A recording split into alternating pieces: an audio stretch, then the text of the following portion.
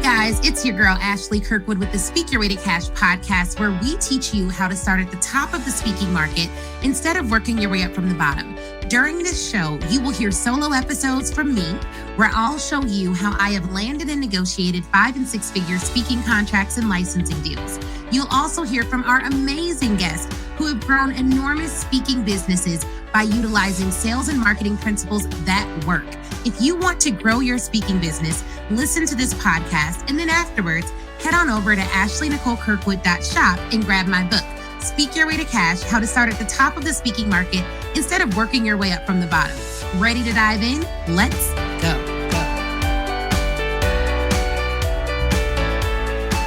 Hey, y'all. What's up to the Speak Your Way to Cash family? It's Ashley Kirkwood back again with another podcast episode. But this time, guys, I am actually going to let you listen in to a live video that I recorded. Now, if you're listening to this live video on the podcast and you're like, oh, I want to join your next live, I want to ask you questions, I want to be able to get feedback about my business, then you have to follow me on Instagram at the Ashley Nicole Show, and make sure you're following the Speak Your Way to Cash Facebook page. All right. Make sure you're following the Speak Your Way to Cash Facebook page because that's where I go live. I also sometimes go live in the Speak Your Way to Cash Facebook group, but enough about that. Even though you may have missed it live, you're about to hear it again. So listen into this live episode and let me know what you think. You can always send me an email to ashley@speakyourwaytocash.com. Let's listen in. Hello. My name is Ashley Kirkwood with the Speak Your Way to Cash podcast, founder of Speak Your Way to Cash and Mobile General Counsel. Today, we're talking about some myths that I have found people believe about landing a 6-figure contract. And I want to burst these myths because I'm knee deep in planning and preparation for Speak Your Way to Cash Live. And one thing that I'm encountering, one thing that I'm seeing when people have these myths or they have these belief systems, it really does keep them from landing the contract of their dreams. So let's just go ahead and get started. One, the biggest myth, I don't know if it's the biggest, but one myth that I see speakers have all the time is like, if I were to land a 6-figure contract, I would have to do a lot of work to land a contract that quote unquote large. So that's a big one. That's a big one, that I would have to do a ton of work to land a 6-figure contract. I have to literally throw the kitchen sink in there if I were to land a large contract like that. So that's the reason why, I can't land a 6-figure contract, is because it's just too much work. I have to put so much stuff in there. And that's not true. That's not true. And not only is that not true, but that belief system is likely the very thing that's keeping you from pitching the engagement, because you believe, one, that you'd have to do all the work, and two, that it's going to be a lot of work. Some of our largest contracts have not included like a large amount of services. And I'll give you an example. We have a contract that we recently closed, and the contract consisted of, I believe, like 5 workshops, 2 consulting calls, 6-figure contract. 5 workshops, 2 consulting calls, 6-figure contract. Just over $100,000 contract. 5 workshops, 2 consulting calls. That's the contract. $115,000 contract. So I want to burst the first myth that you have to do a lot of work, that you have to include a lot of work within the contract, that you have to include a lot of work within the contract. The second myth that I hear a lot that really keeps people from landing these 6-figure contracts or higher, right? Or higher, is that they believe that if they're just starting out, like if they haven't been speaking long, they don't qualify to pitch for certain contracts because they haven't been speaking long. They haven't been doing it a long time. And so therefore they don't qualify. They can't be the type of person that would land this type of a contract. Now, here's what I'll say. Speaking is one, these contracts don't only include speaking. So for people who are like, well, I'm not a speaker, I'm a consultant, or I'm not a keynoter, I do workshops, or I design curriculum, I don't speak at all. Will your process work for me? Should I still come to Speak Your Way to Cash Live? Should I still join the Speak Your Way to Cash community, etc.? And the answer is yes. We are not all keynote speakers. We are not all workshop presenters. Some of us are also consultants. And so when I'm talking about these contracts, I don't mean like keynote speaking contracts. I mean contracts that include a portion of speaking services, but speaking services are very broad. It's not just one thing. And what I personally believe clients should do is sell the solution you like to provide. Sell the solution you like to provide. That way you don't end up hating your business. Now, a big thing that I will tell you guys is that if you're just starting out as a speaker, that's one thing. Speaking is simply one avenue to deliver a transformation. It's one avenue to deliver a transformation. It is just the vehicle. You could very well be just starting out as a speaker, meaning you haven't done 50 keynote speeches. You're not really a performer. You know your stuff, but that like performing and getting on stage and doing all that isn't really your thing. But you've been working in your underlying field for like 10 or 15 years. And if that's the case, you should charge for that. You should 100% charge for that. So if you're new to speaking, you're new to delivering your transformation through that vehicle, okay, but the question isn't, are you new to speaking? The question for this consideration is, are you experienced in the underlying expertise? Are you experienced in the underlying expertise? And let me give you an example. If you're a life coach, you've been coaching people for 5 to 10 years. Big gap, but whatever, go with it. You've been coaching people for 5 to 10 years. You've written books on coaching and confidence and mindset. You've done all those things. You've been doing that for a while. You just haven't been speaking, then we're still good. We're still good because the testimonials that you're going to show to your corporate clients will be the results that you've gotten for your consumer clients. It's not a matter of whether or not you've delivered the result in the vehicle that you're selling. It's a matter of, do you know your underlying expertise? Do you have a formula for getting clients results? If speaking is a new vehicle, then it's a new vehicle. That's fine. But the underlying results, the underlying expertise, all that stuff isn't new. So that's a good thing for you. That's a good thing for you. You don't have to worry about, feeling like you don't have enough experience to do what we teach, because you have the underlying expertise. So that's the second myth, is that you have to be doing it a really long time. No, you need to have legitimate expertise. You need to be able to get your clients results. You need to have some evidence that you can get your clients results, that you can show other clients.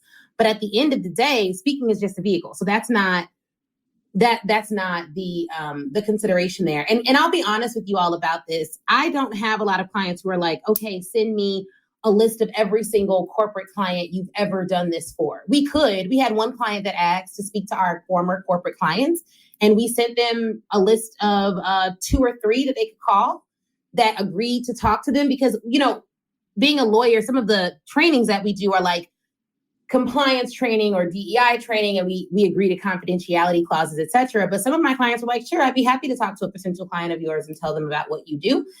She talked to them, and then we move forward in contracting. But for the most part, we don't have clients who are like, wait, what? Like, I need proof. Show me, give me a list of every client you work with. I want to see footage of the entire speeches that you've given.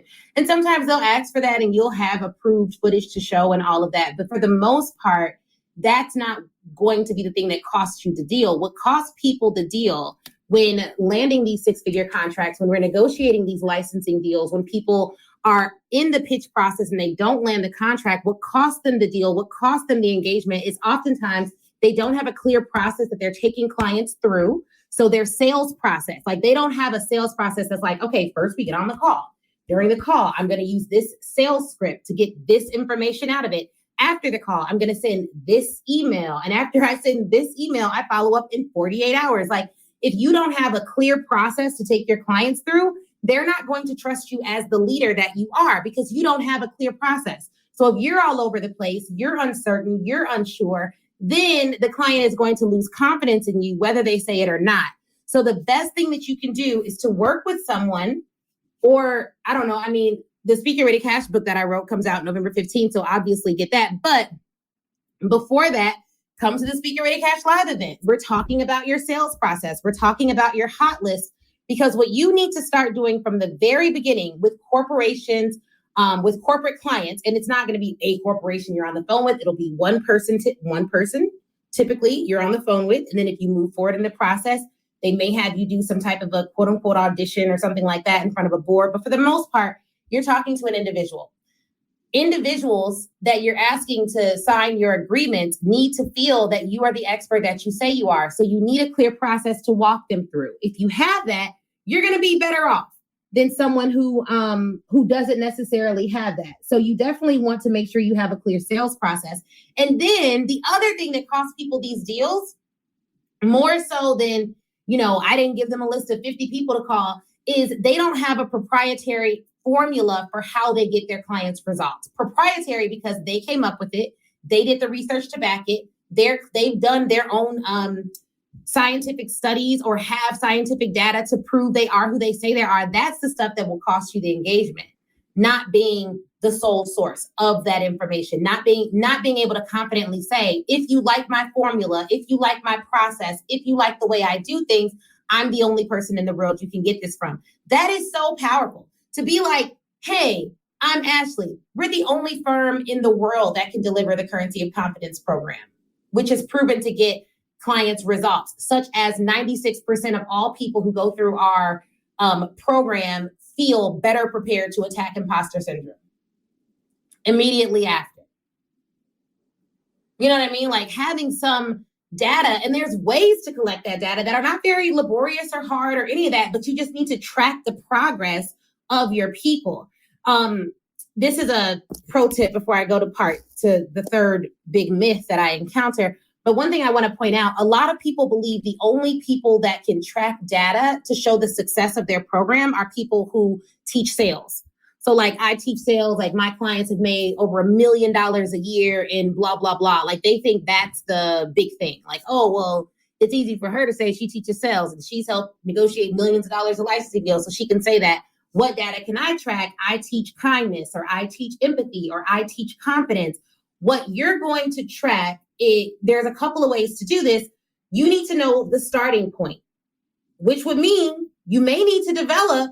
Now I'm giving you guys real behind the veil stuff. You may need to develop a personalized assessment so that you can track where people are on the confidence curve, for instance. So we have the Currency of Confidence. We have an assessment for the Currency of Confidence. We can track where you fall on that scale. So you can take this in the beginning, you can take it after we work together, and then you can take it 30 days after we work together. And I can track where your confidence is and how you assess it leads to better outputs for you. And then I can take all that data, show it to the client, and resell them on the program, or sell them on an upsell, or sell them on something else. Not because I want to make money, but because the results speak for themselves and people become more confident after working with me. And that's a good thing for business. You know what I mean? So you do need to track. You need to have some way to track it. There's that. Number 3, big myth about landing 6-figure contracts that I'm trying to think about how I want to say this one. This one, and I won't be with you guys long because I'm about to hang out with the family in a little bit. But one big myth that I see is that people believe that becoming a speaker will be easy, feel good, and glamorous. And here's what I mean by that. I do business every week. And what I mean by doing business is like, I'm on the phones negotiating contracts. I'm closing deals. I'm talking to clients. I'm drafting contracts. I'm developing a sales plan for my own business. I'm helping clients. We helped a client this week, take a presentation. Like they had a sales package. It was like less than 10,000. We showed them how with the services they already have, they could sell that same package for or a different package for over $200,000 nationwide. Like we identify those types of opportunities for clients because strategically, like I'm a strategist. That's what I do. I do business every day of the week, but it's not like glamorous. Like I had a client that was like, can I shadow you for a day? And I'm like, that ain't gonna be that interesting. I mean, you're gonna learn some stuff, but it's not really glamorous. I'm not hopping on like gorgeous stages all the time and talking to people and doing all that. There was a time when I was doing all that, but here's another, I guess this would be myth number 4. But when I was doing that, when I was hopping on stages, getting my makeup done, hopping on stages all the time, every week, blah, blah, blah, blah, I was really tired and I was very burnt out. So just because you see people on these gorgeous stages doesn't mean that they're well paid from being on those gorgeous stages, which is why a foundational value of our company at Speak Your Way to Cash is we value being paid over pretty stages. Yes, you can have both, but if it comes one over the other, we value being paid over pretty stages. So it's not as glamorous as people may think. And a big misperception is like, the vast majority of my time is spent selling more so than it's spent speaking, and that's by design. So I don't want to land, if I were to land 50, $200,000 contracts, we would need a certain number of contractors to fulfill those obligations. And we can do that. That's not my business plan right now. My business plan right now, and the reason why I readjusted my pricing and started doing licensing deals and started focusing more on negotiating for our clients than doing one-off legal services, which is why, if you look at how I positioned our firm a few years ago versus how we position it now, I want you to bring me all your big deals. We're going to negotiate them. We're going to put them together. We're going to get you way more money than you would get on your own.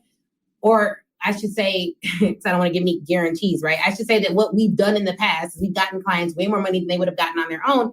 And then we want to draft up the contract, but I'm not trying to be like your everyday random one-off lawyer. It's just not my business strategy because I decided to do less work, but higher caliber work for a smaller segment of society that happens to pay a lot more. That's my business plan, mainly out of necessity.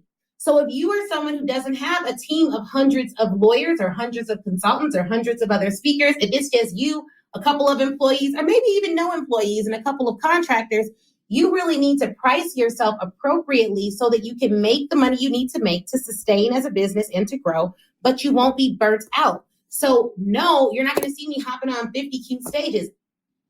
You're just not. Here's another big myth though. And I think this myth is going to help a lot of y'all out because some people you idolize is hopping on all these stages. I just want to really clarify this. There's this thing that happens. When I tell people, hey, I run Speak Your Way to Cash. I'd love for you to come to our event, learn how we're closing these deals, multi-six-figure licensing deals, learn the business behind it, learn how you can implement it in your business. Some people get offended if they get invited. They get offended if I invite them because they're like, oh, no. Oh, I speak for big companies. I've landed engagements from Amazon and they'll start listing all these companies, these really beautiful, big name companies. But let me tell you something. I've worked with enough speakers to know this one fact. That has nothing to do with your income because these glamorous companies, these big behemoth companies, while they do have the potential to give out large contracts, it does not mean they're doing it. Especially if you spoke on their, I don't want to get too specific, but especially if you spoke in their Black History Month panel or you spoke in there, you know what I mean? I have literally seen billion-dollar companies offer DEI experts and consultants a couple grand and been happy, couple grand in a gift basket. So when the first thing a speaker tells me is oh no, I don't need your help because I have these big names on my, you see the logos on the websites. I negotiate enough deals to know that doesn't mean anything. And I say that because I've seen people with deals from companies that you'd be like, oh my God, it had to have been $1 billion deal. And then you look at the contract and you're like, oh no, baby, this ain't enough. You know what I mean? So don't be tricked out here. Don't be impressed by the name of the company. Don't think that because the company that reached out to you is in Idaho and they deal with the fertilization of whatever, they can't sign a 5 or 6 figure deal because I have seen smaller companies that you've never heard of sign deals larger than behemoth organizations that you definitely know and probably have their products in your house. So you can't get caught up in that. And I don't get caught up in that, which is why when people tell me that, I'm not like, oh, well, I'm sure you're rich. You know what I mean? I ain't swayed. I'm not swayed because the truth of the matter is companies will always disrespect you when you don't know how to negotiate. I don't even think they can help it, to be honest. It's just a fact. It's just a fact. So I guess if I were to add a bonus myth, it would be the larger the company, the larger the check. It's false. It's false. The larger the company, the larger the check. That is false thinking. The prettier the stage, the more paid. Also false. Also false.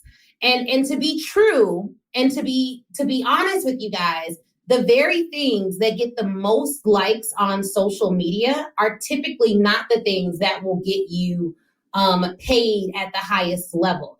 Now, I've been talking about licensing for a while, and so now I'm seeing more people talk about, licensing deals that they do and all that. But the truth of the matter is, it's not really a sexy thing. Licensing is a function of contract. It is a function of contract. Your licensing deal is very much so governed by what the terms are in your contract. And the more creative and the more strategic your legal team is, the more creative and strategic your licensing contract will be.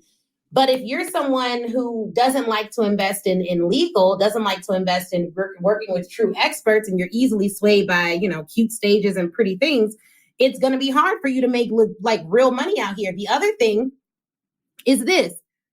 Let me think about how to frame this. The very thing that you're after is going to be the thing that doesn't necessarily feel good. So let's talk about how you get these deals just a little bit, because this is really about busting myths, but I guess there's some myths within this as well. People believe that they can have a business with consistent, predictable revenue without pitching. Also a myth. Now, there are some caveats to this. You can have a business based on referrals. However, when there is no diversity in how you sell and how you fill your pipeline, when there are downturns in the market, you are the most vulnerable. Here's what I mean. If all your business comes from referrals and God forbid your reputation takes a hit, it's going to be hard for you. If all your business comes from referrals and God forbid something happens with your relationship with your network for whatever reason, or several people in your network, it's going to be more difficult for you. If you want consistent, predictable revenue, more predictable revenue, one, you want the most predictable revenue. What you do is you set it up so that your clients are paying you every month. So you may do on-demand licensing of a particular course or program. And every month they're paying you a certain amount for as long as they're on that program. You sell a certain amount of those, you have predictable recurring revenue. You have more predictability than a lot of other people. Outside of that, you have a sales process where you can predict your numbers. So after a while, we knew if we were pitching 300 colleges a month, that would convert to X amount of dollars in revenue because we had done it for so many months. And not a month, 300 colleges a week. When we were focused solely on the college market, we knew all right, we do 300 a week. We pitch this person with this job title. It converts to 3 to 5 calls a week. That will give us a predictably full pipeline for the year. We had to do it every month. We had to do the same amount of pitches every week. We had to hit the same amount of calls every week. Those calls lasted for pretty much the same amount of time every week. We asked the same questions on those calls. So once you start to systematize your sales process, then you get more predictable revenue. And God forbid something happens in the market, you have a variety of ways you're selling. You're collecting referrals. You're also directly pitching. You're also doing content marketing, posting on social media, and you're doing it over and over and over again. And here's what I hear from people. Oh, well, Ashley, that's very overwhelming. I don't know what to do. Okay, well, you do it long enough to make enough money so that you can buy time. Well, how do you buy time? You hire people. They give you your time back. So now you're not the one pressing send on those emails every week. You don't even have to be the one doing that particular sales calls, like doing all the sales calls. You can outsource that after you have a sales script, after it's systematized, after you know what you're saying in the emails, know what you're saying on the calls, know what you're saying in your content. It becomes a lot easier at that point. But where I see people miss it is they get overwhelmed too easily and too quickly. And then they find some success, but it's sporadic success.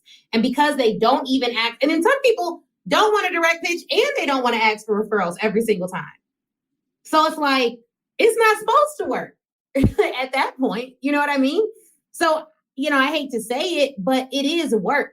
It is work. The glamorous part of it, the part that attracts most people watching and listening to this on the podcast, is the end result. However, the truth is You have to be committed to the process for the long haul because you understand how great the potential is. And I don't lie to you guys. Like I don't come on here and say, okay, you're going to make $1 million in a day or whatever, people say to get people to do their stuff. I don't do that. I don't have to do that. I was talking to my friend, Audrey, and I was like, man, I was commending her on her marketing. She owns the Uncloned Marketing brand because she doesn't do gimmicky marketing. Like she doesn't have to make false promises. You see what I'm saying? And that's really important because a lot of people will. But guess what? How many of you are over 30? If you're over 30, drop a yes in the comments. If you're over 30 and you're listening to this on the podcast, just not. Because I'm going to tell you all the thoughts that I've been having. And I don't know if you've been having these thoughts, but these are the thoughts that I've been having. If you're on Clubhouse, you can shoot me a yes in the back channel. But for my folks over 30, like one, I've been thinking a lot about, okay, if I were in a company right now, I would be senior at the company. And I would be looking at my 401k plan with my financial planner, and I would be determining my retirement. I would be figuring out, well, how am I going to provide for my family once I am done working? And I would be analyzing, okay, well, I'm going to need at least, don't judge me, but at least like on the lowest end, because my house will be paid off and all of that by the time I'm done working, right? I would need at least $10,000 to $15,000 of income because, of course, we got to travel. We got a daughter. She's going to need stuff, whatever. Like lowest end, I would need that. And so I would be thinking like, okay, well, I'm going to guarantee my salary of X amount every year. And I'd be planning for the future. When you're an entrepreneur, what I find we like to do are the things that give us instant gratification, but that have no permanence over our business. So we want the client that's going to pay us today, that we don't have to do any sales calls for, that we can do a TikTok dance for, and they'll just click the pay button. Like that's the client that we want. The way corporate sales works is it builds on each other. Your relationships build. So the clients that I'm selling to now, I'm going to work with them, have a great relationship with them. They're in the employee market. They're going to keep growing and developing, getting higher up in their organizations. And eventually they're going to leave their organization. And what happens when my clients leave their organization? Well, they still like me. So they make sure that I get all the contracts for that company that they're leaving. They introduce me to the new person and they say, I'm leaving. They give me the contract for their next company. So now it's growing because this is how growth works. Often when you work with individuals, consumers, business owners, it doesn't necessarily happen like that. Like I run the companies that I run. I could see myself retiring, running the two companies that I run. The vendors that I work with, I'll keep working with them if they do good work, but it's the two companies. With employees, because think about it, in corporate, you're selling to employees. When they are at an organization and they grow and they expand and they get a new job and they introduce you to other people, they have that one relationship has the potential to expand into 4 or 5 different corporate relationships because employees move now more than ever. And unlike my consumer clients, my corporate and collegiate clients will call me Q4, which is right now, and say things like, hey, Ashley, we have an extra $30,000 in the budget. What can you do with that? We're looking to improve on A, B, and C. We like working with you. We want to give you a call. They will. I've never gotten those kind of calls. I've gotten it once or twice. I rarely get those kind of calls from consumers. It's not to say that consumers are not good clients. I love my consumer clients. I love my coaching clients. But it is to say, when I think about Ashley 50 plus years from now, and I want to sell my company and I want the valuation of that company to be large, it's the institutional, long-standing clients that are going to help my company valuation grow. It is what it is. It is what it is on that. And so for me, it's not optional to have institutional clients. What I like to do is have a healthy mix. I have coaching clients, I have consumer clients, I have people who just buy my stuff in my shop, and I have some really large corporate clients that I can rely on and that I can serve year over year, regardless of how the economy is doing. So you want to think of it as like not, oh, this is going to be a lot of work. I don't know. But it's like, no. You get this client now, and they are your client for life if you do a good job. They have the potential to be a client for life. We often talk about that first contract because for most people that I work with, I'm trying to get them to see that first contract, that first $50,000+ contract, that first six-figure contract is possible for them. But let's go deeper. Let's assume that all of you already believe you can get a six-figure contract. You can believe it. Go with me. Imagine it's true for you, right? You get that six-figure contract once, you fulfill on it over the course of a few years, right? And then at the end of that contract, you have all this good data about how well you've done for them. And so what happens next is what? They continue to work with you, because another thing I found with corporations, you go through their process, you get set up as a vendor, you learn the accounting department, you learn all the people you need to learn, you do all the stuff, right? They have your EIN, you submit your W-9, you do all the things to get set up. And then you have a good working relationship with them. They're not trying to change. When an issue comes up, they will either call you to fulfill the contract or call you to get a referral on fulfilling the contract. So these are not clients that you're like, let me just hurry up and get the first contract. Let me get the first sale. No. That first sale starts what could very well be a 10, 20, 30, 40, 50-year relationship. And those are the types of clients that help you to figure out your exit as an entrepreneur. This is how I'm thinking about things. So I told my husband very clearly, what we're doing next year is we're focusing even more. We're going even deeper into the corporate relationships that we have. Why? Because we know that, hey, we may want to get if we want to sell or sell the company or bring in a partner or hire a lot more people or expand our relationship, expand our market share, it's going to require clients that can handle our transitions. If we want to add a suite of services, if we want to expand our licensing programs, you want to work with clients that, one, have ever-evolving needs. And the reason why corporations and colleges have ever-evolving needs is because they both have new batches of people that come in and out of those doors. Colleges, new students come in every single year. Always will have a reason to need consultants, speakers, thought leaders, and experts that can transform their students. Corporations, new employees come in every single year. So that said, they are the clients that you think about when building the legacy of your company. I wanted to give you guys that insight in our mindset behind why we serve who we serve, because it's critical. It's critical when you think about your exit plan. And I want you to really think about it. I know what it takes to sell to consumers because I do it. I have consumer clients. I also know what it takes to sell to corporations. If I were never on social media, if I never wanted to do another reel, if I never wanted to do another dance, if I never wanted to do another live, I could do offline marketing and I could sell to corporations. And I often think in 30 years, will I have the energy, interest, and stamina to sell the way I need to sell to corporations or to consumers, which is very high touch? If the answer is no, you need a corporate sales plan.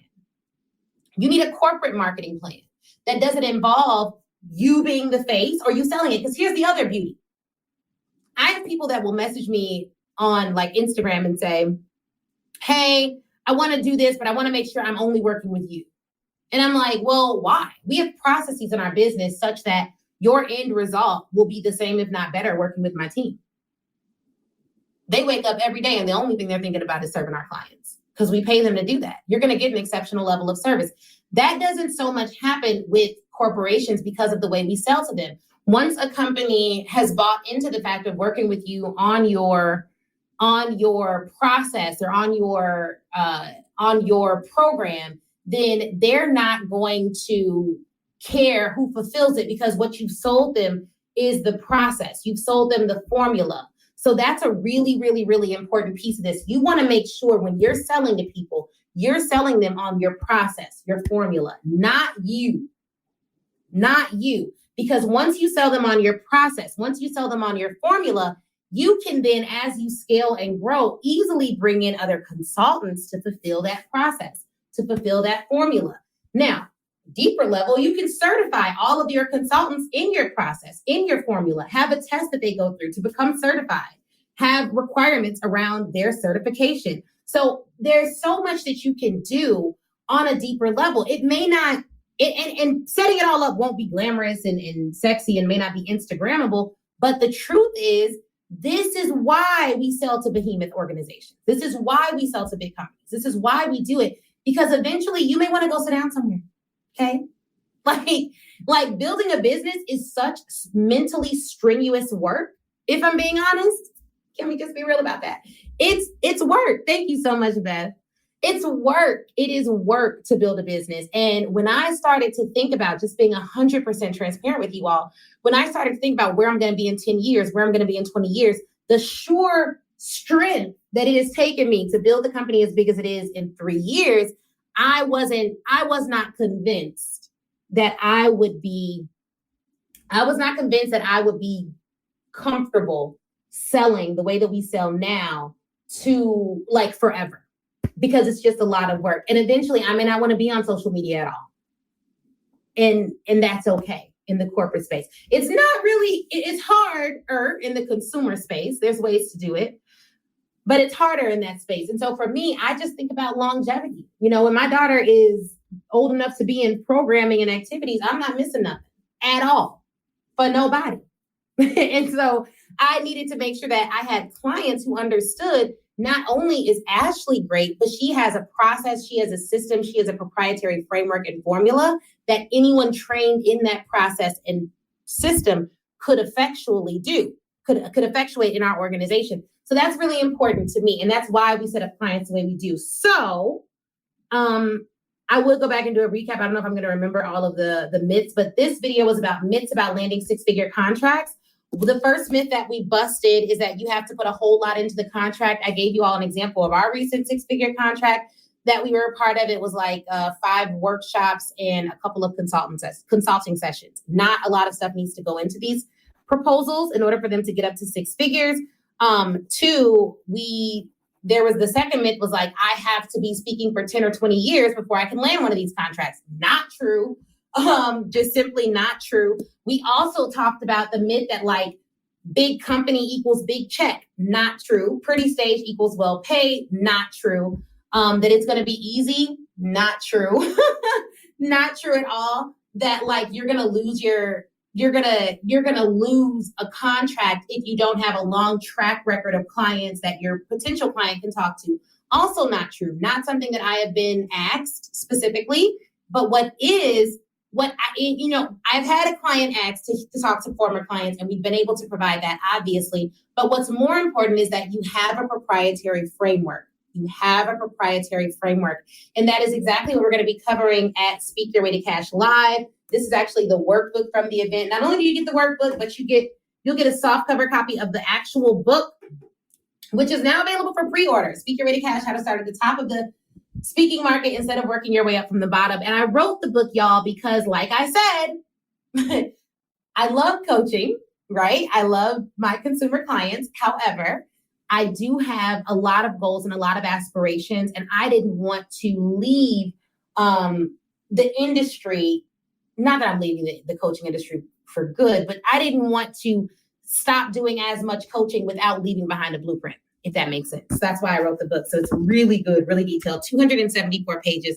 Your girl wrote a lot. But at the event, Speak Your Way to Cash Live, if you do not have your ticket already, I literally don't know what you're doing, because this is like a $20,000 event. And you can attend even for the VIP ticket for under $3,000. It's literally like we're not even close to getting into the value with these prices. We wanted to make it accessible. 3 days of coaching. To put it in perspective, a VIP day with me is $25,000. So you get to come to get 3 days of coaching at an event for like a fraction of the cost of my time. So you definitely want to make sure you're in the building. And we did get we got a question. Let me see if it'll show up. So I'm going to answer your question in just a minute. That's a really good question. So what you get at the event, I'm going to read you guys literally some of the sessions from our workbook. And one of the things you're going to get is like the Dreamer's Den, mastering the corporate landscape, building your framework and positioning your solution for profit, pricing pathology, setting and framing your price to serve you and your clients, exploding your brand with TV exposure, developing a hot list, assembling your 6-figure package, pitching to corporations with ease, the language lab, which is where I'll give you guys various words to use on your sales process, on your sales call that will help you overcome objections. the possibilities panel, and then delivering an impeccable speech through storytelling. And then we have an implementation workshop. So basically, and then each of those modules that I just discussed that we're going to go over at the event, there's 13, has its own like section in the workbook. So it is very interactive. You will walk away with the workbook. Literally the box that you get pre-event is worth the cost of the event, because there's swipe files in here. In the workbook, there's a portion where I break down the sales process into phases and make it really clear and evident how to use each of the questions and what to do in each of the sections of the sales process. It's really, really good. And underneath each of the sections of the sales process, I actually give language that you can just read off during your sales calls. Gold, right? I almost showed y'all. Gold. So if you don't have your ticket yet for the event, you need to get it ASAP. I think there's like 20 days left for you to even get all of the bonuses for the event. So get your tickets today. If you thought this was good, I mean, the event's going to blow your mind. Get your ticket today. So we have a question, proprietary framework, does that mean a copyright? Very good question. Proprietary framework, that's your formula. It's your formula for getting your client success. I do have trademarks on my formulas, but I don't play about trademarks. Being an IP lawyer, I know how important having your foundational intellectual property protected is. We've literally seen people lose money on deals because they didn't have their trademarks and copyrights in order. However, what I will say is I trademark, if it's a name, it's unique to me, we trademark it. We have filed 4 trademarks. We filed 4 trademarks during the course of planning this event. 4 trademarks. We have a trademark pending for Dreamer's Den, Language Labs, Story Selling Secrets, and Pricing Pathology. 4 trademarks. 4 trademarks.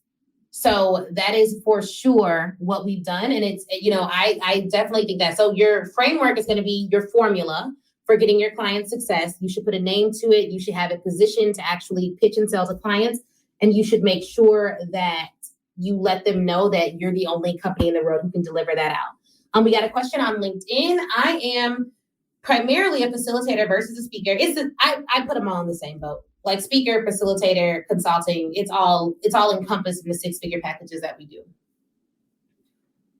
Train, licensing, etc. No. So at the event, we are going to go over how speakers, facilitators, and consultants, thought leaders, and experts can make a 6-figure package for a corporation. So that's exactly where you want to be.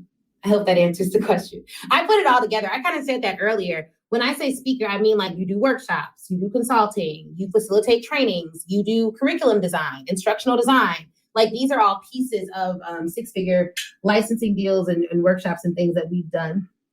I'm trying to look in the back channel because we have some stuff here too. But yeah, okay, I see you, Tabitha. I appreciate that.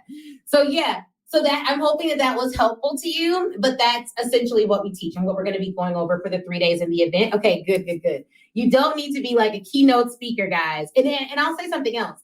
I have a personality. So I like keynoting. I like doing all that stuff. I'll say I have a big personality, but I work with a lot of introverts, great personality types, but they're not interested in like getting up on a stage and keynoting and doing all of that, but they're experts. They know their stuff. I imagine similar to you, Sharon.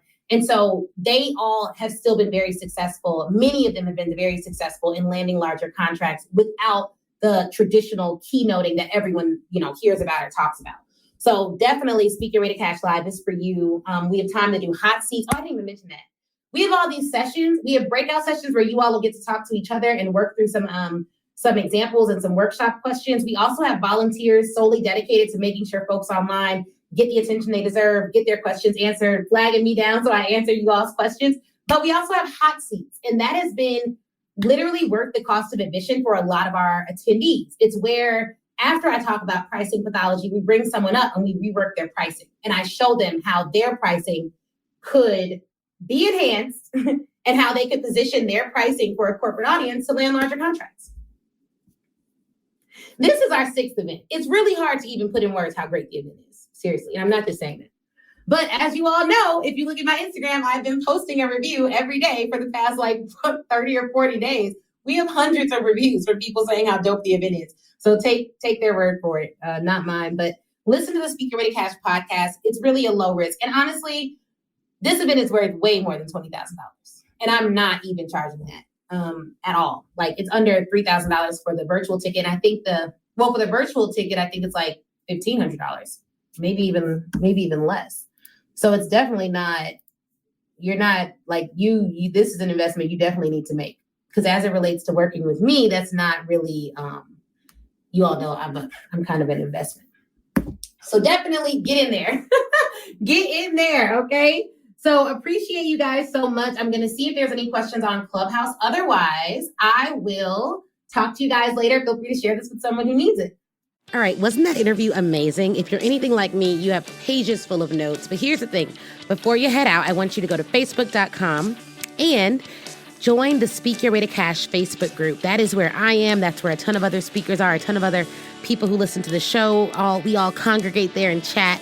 And it's 100% free. Now, if you're ready to take your speaking career to the next level, I have 2 ways for you to do that. One, you can go to ashleynicolekirkwood.com/SYWTC live replay and pick up the live replay.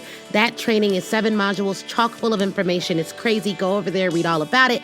Or if you want a more personal experience, you already know that you want to be a speaker. You're ready to fully commit and you want someone to walk you through it and save you tons of time Googling and doing it on your own, then book a VIP day with me. You can go to ashleynicolekirkwood.com, scroll down until you see the VIP day section and get more information on that there. All right.